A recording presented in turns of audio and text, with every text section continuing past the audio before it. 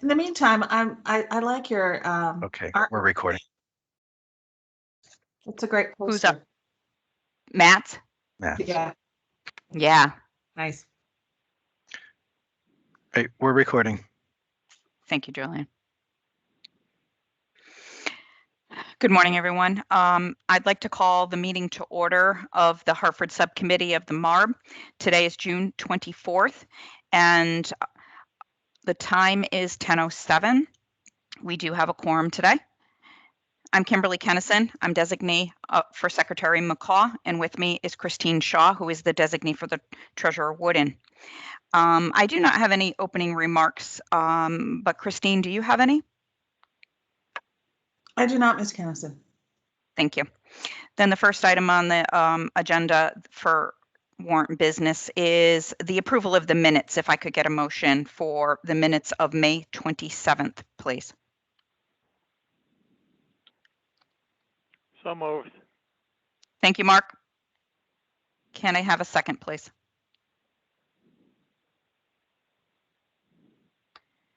So I was not present at that meeting, so I don't think I could second or approve, right? You can second. You can second. So I'll second it. Thank you, David.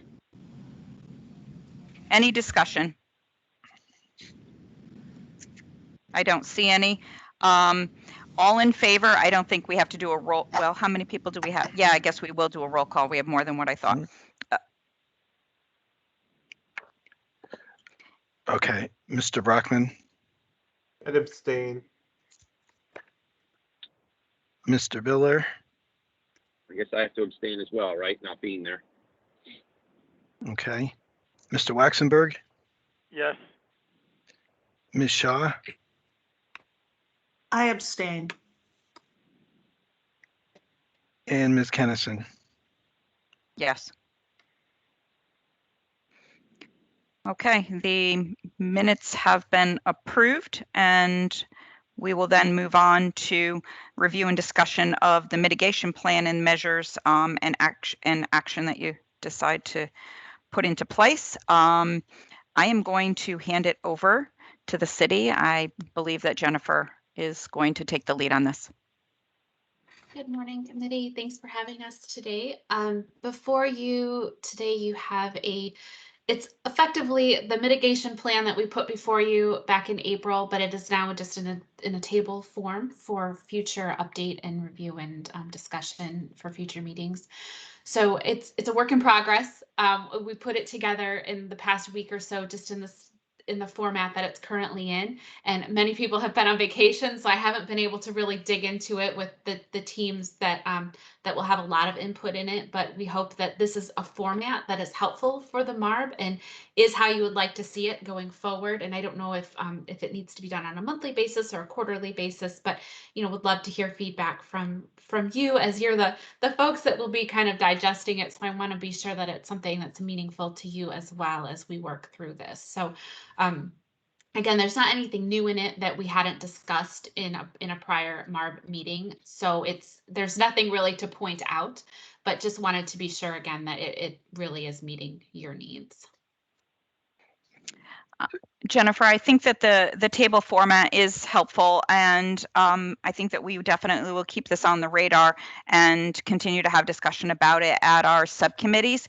I think that, as the secretary had mentioned at the last meeting, is in your out years of your 5-year plan, it is really important that we try to close that gap. And so while some of these measures were noted in the past on prior mitigation plans or contingency plans should things change and that you weren't able to meet your budget, and to close the gap if you should actuals come forth and you do have a gap.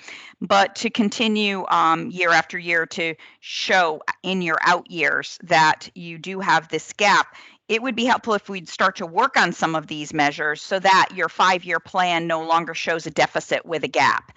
And so that's what our goal is here. That's what the secretary had asked at the last meeting, and maybe some of these items you can start to make progress on instead of it just being on the list. If I'm forced to do this, I'll do it.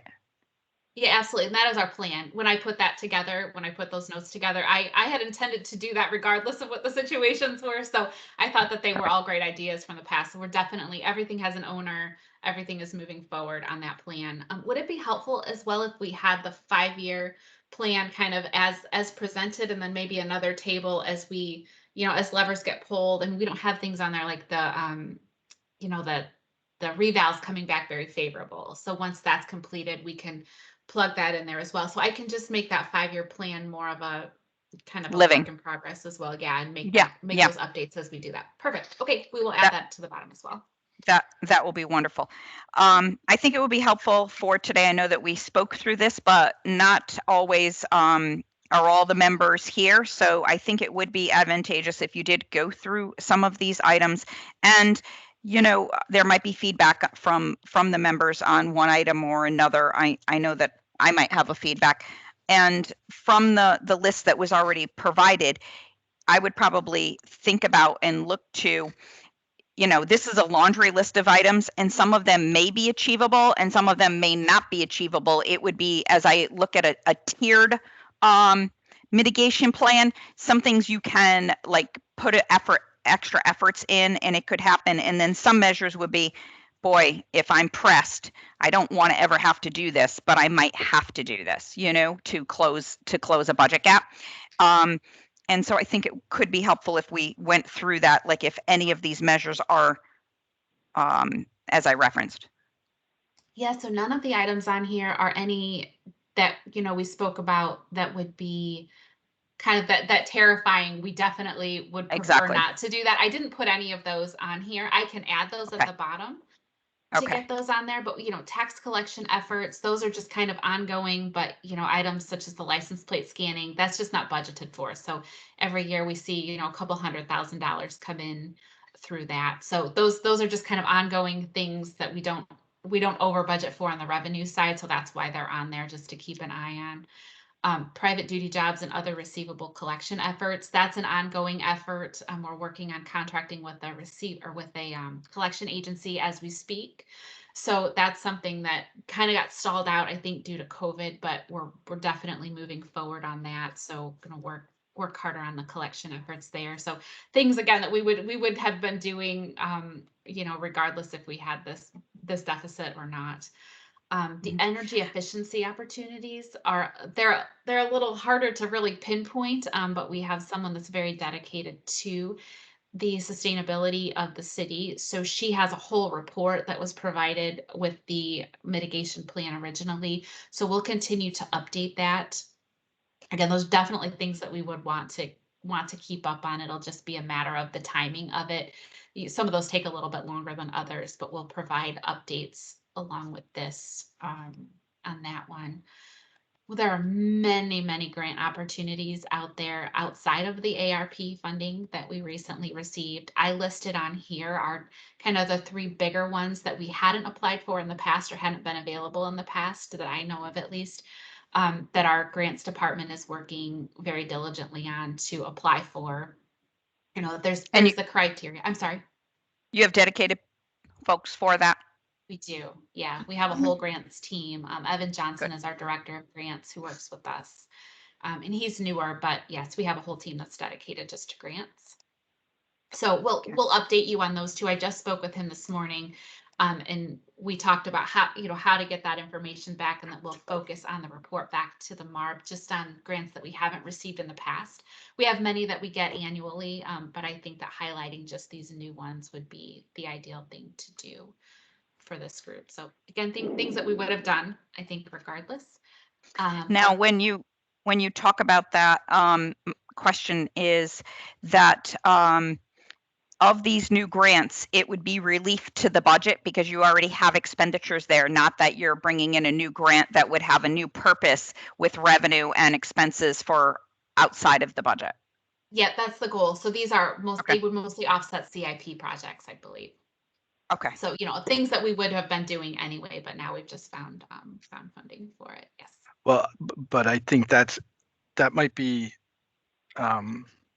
something that would be important to distinguish in the reporting document, is where a grant is offsetting, there's only so much capital funding built into your budget anyway in terms of contributions from the general fund. So to a certain extent, you're kind of capped in how much capital grants will provide relief to the general fund. Understood. Good point. Yep. So it would We'll be make it- helpful to see if there are other grant opportunities out there that could potentially offset some. I know they're harder to find and fewer in number. Grants that may provide relief or augment operations. So anyway, I think you get the idea there. Yeah. And if there is another reporting tool, kind of like you described for the energy efficiency projects, if you already have another reporting tool that you're using for the grants process or the grant operation, if that you feel is a better tool for reporting out on, that might be something that we could, sort of on this Incorporate schedule, and just say, incorporate as an attachment, refer to Okay. energy efficiency report, refer to grant report, Great. or They're something to working that on that. effect. Yeah, and we'll Okay. definitely, I like that idea to add that on there. So we'll add a column to just talk about the general fund versus new project kind of a thing. Okay. Since we're talking about formatting, I note that it's just a minor comment, but there are estimated additional revenues interspersed with estimated expense savings. So if we can just have like one section for revenue increases that are expected and distinguished from expenses, that would be helpful. Will do. Thank you. Great idea, Christine. Okay, I'll do that.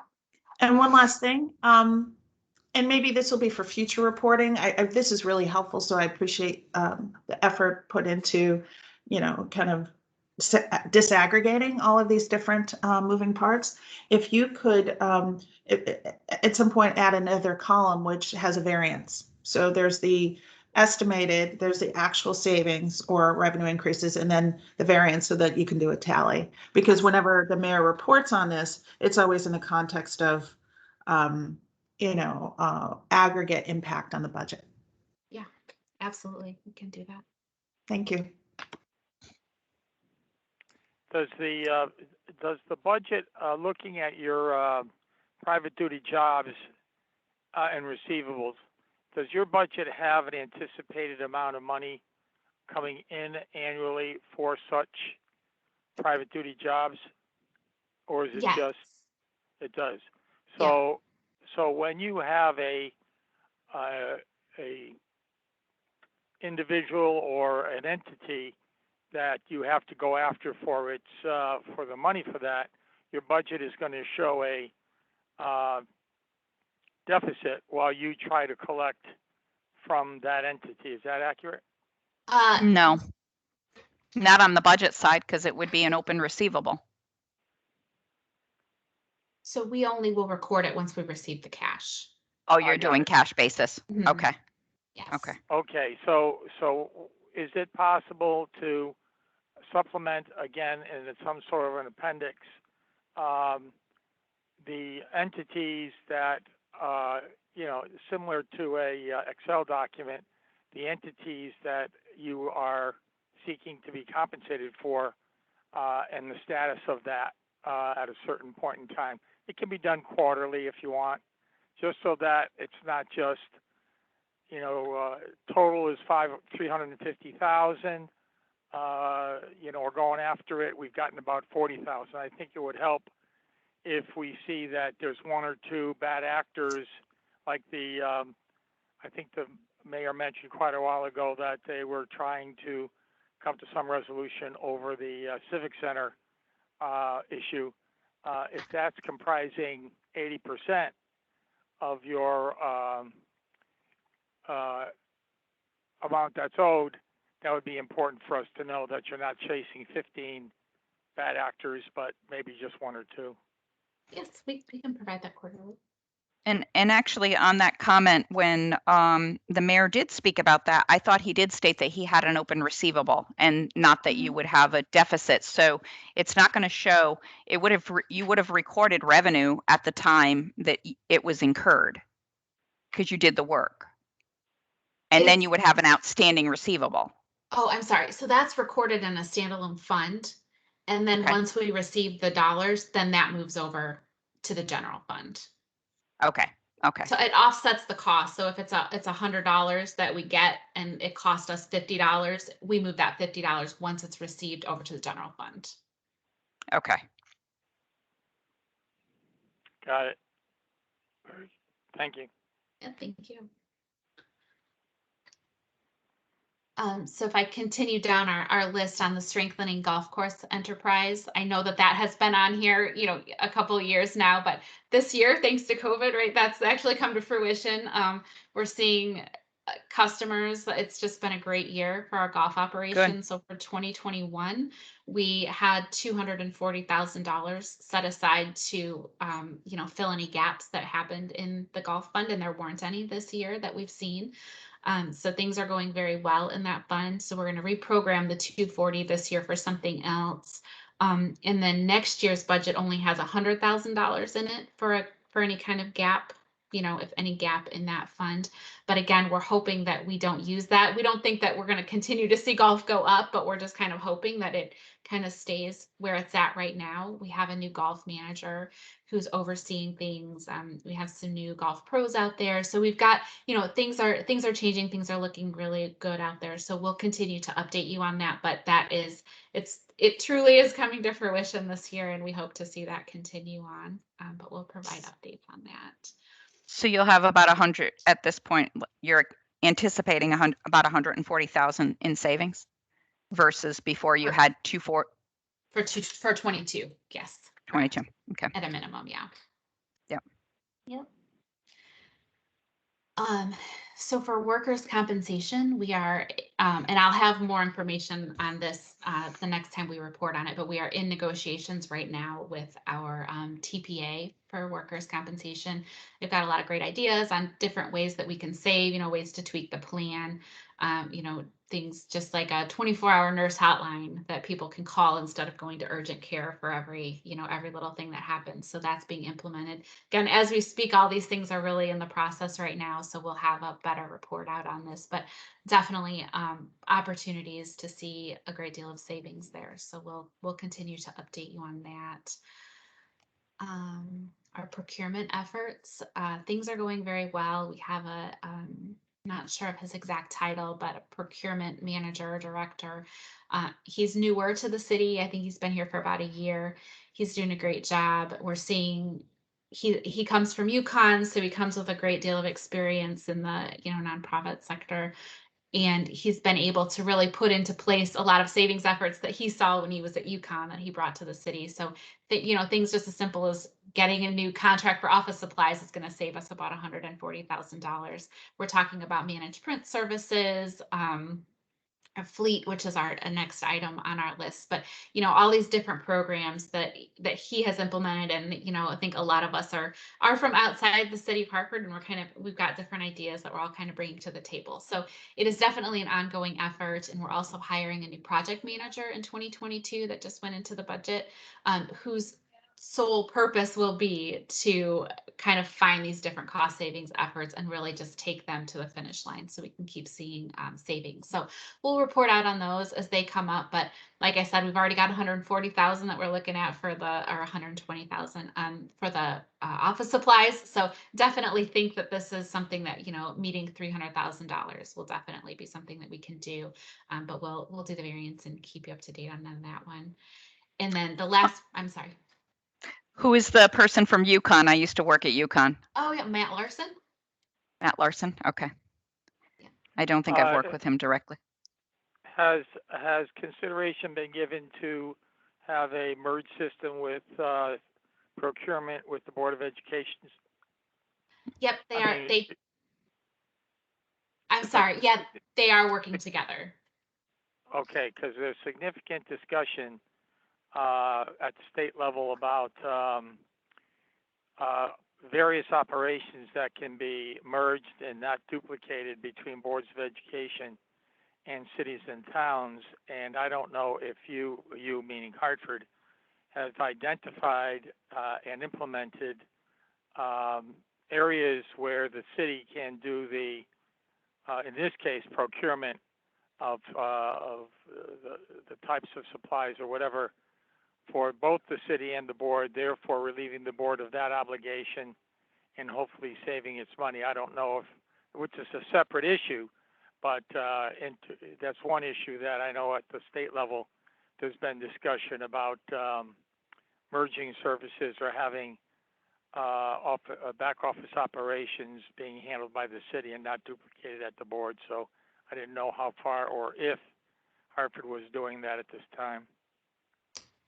Yeah, I only know a little bit about it, but I know just with the office supply contract in and of itself, I know that Matt recently was out talking with members at the Board of Ed. So they're definitely doing that, but we can include those kind of items here too in our report out just to talk to what we've been working on as well. So I can get more information on that. Excellent. Perfect. Thank you. Your procurement person probably will also, Matt will probably be developing a list of those savings that he has come forward and actually have a report out. So I would probably have another reference here or an attachment of just focused on procurement. Okay, cool too. Thanks. And then, And Mark, that was a great that was a great point to make about the kind of shared services. As you're right about the state, we are doing a lot of centralization for back office operations like payroll and HR and, as you mentioned, procurement. And if you get people specialized in that and you have a team of specialization, then you can also get layers of specialization, which would be helpful to take into consideration. And that was a good point, Mark. Thank you. Thank you very much. And then the last item on here is fleet and facility management. So as we were talking through the budget and coming up with our plan for vehicle replacement, it kind of came to light that we needed to manage it a little bit better. We think that if we're just, kind of talking within our departments and bringing folks to the table, that there's a lot of opportunity for savings there as well. So we plan to kind of convene a fleet working group to start with to talk about, when we're replacing cars, how do we make that determination? Who makes that determination? Are we replacing it with fuel efficient vehicles? Do we need the SUVs, those kind of things? So we definitely feel that there's a great opportunity here for the city to kind of start really having those in-depth conversations about fleet. I know where I was before, it was also, always, I think that this is a kind of a, at every municipal level, kind of trying to figure out when to buy cars, why to buy cars, where do cars sit, who uses the cars. So we have a lot of questions that we need to answer, but we feel that once those questions are answered, we'll definitely be able to see some savings. I'm not quite sure how to report out on that, but we'll find a way to get you information, at least on how things are going. So that one will take a little while longer, but I definitely think within the next year we'll see some savings for sure. So those were the ones that I thought that we could do without, anybody being harmed or hurt in any way. I think that these were all positive things that we can kind of move forward on. I can most certainly add add other items on there if needed. I felt that these would really get us to that bottom line of a zero at the end of the 5 years.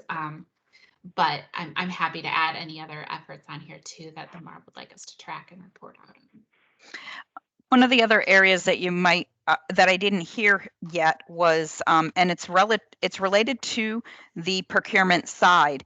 IT purchases can always be, a standardization. Everybody likes their own bells and whistles, but it also makes it very hard at times for an IT group to manage that. So I think that we did a lot of centralization amongst all of our agencies here and actually put in different types of procurement style. One thing that was an actual auction that we participated in, and we bought our IT group at Department of Administrative Services actually went online, they set a time, and all of our agencies had to come forth and say, in the upcoming year, here is my budget for my IT computers that I needed. And within that, the procurement department went out and actually put forth an auction, and it went out on a bid, and the bidder then won. So we ended up having a lot of millions of dollars in savings. But on this day, this was going to occur, and we bought, like, I don't know, hundreds of computers. But they already knew ahead of time what that list was, and then it went out to the competitors. So this is something that's really neat and unique that this state has done. And also your procurement can also piggyback off of a lot of our contracts. So if they haven't been doing that, it would be great if they would start to look into that. Great. Yeah, well, I'll definitely take that back to our team and add that as an Okay. item on here under procurement, certainly.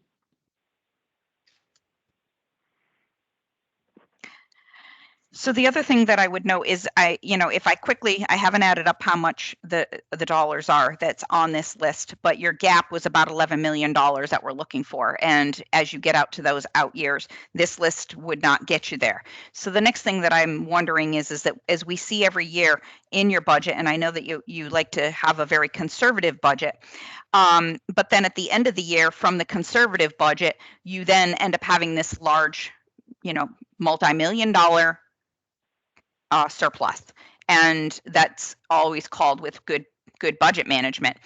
I'm used to being conservative, but not conservative that I would ever, only if something different occurred would I have such a large surplus, where in some cases you're saying I'm going to have a break even. So I'm just wondering from a budget perspective if we need to look at the budget a little bit more and say, is this too conservative?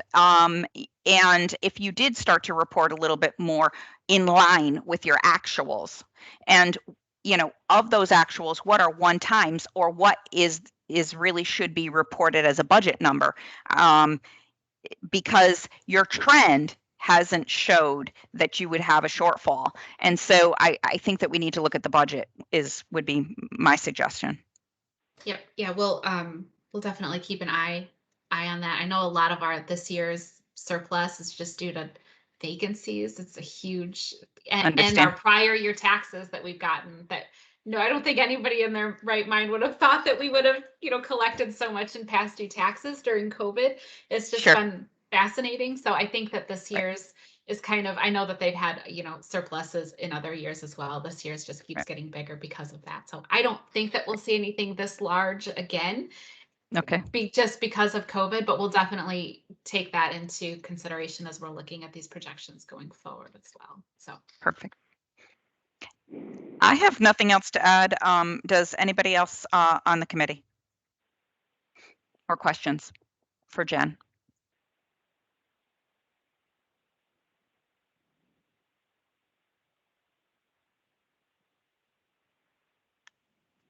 Well, since I don't see any, I think that what we'll do is look for continued update and measures on these efforts. And we do have another item.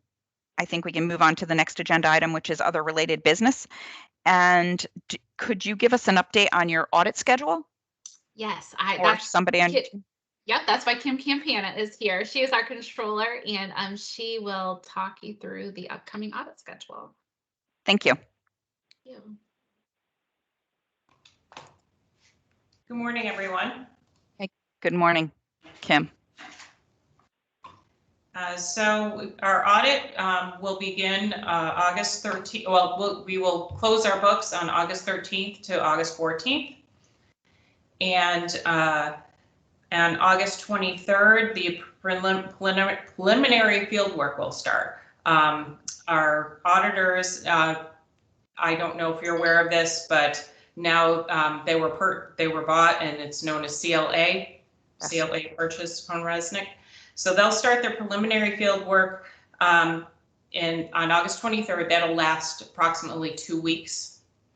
Then they come back in November 1st. And they'll begin to do their actual audit work. And that will last approximately 3 weeks. And 11:30 will be the date that they will assess whether we need to file an extension, which we have not done in the past. And then the beginning of December 6th, we should receive a draft from CLA to review. And then by December 30th, we will be filing with OPM. Okay. Thank you. And good luck. I know you had challenges last year during that, but you still met it. So Yes, we did. this We year have a great group of employees. this year should be a little smoother. Mhm. All right. Any questions?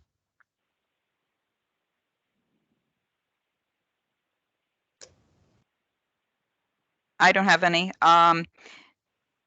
So with that, any other business that anybody would like to bring up?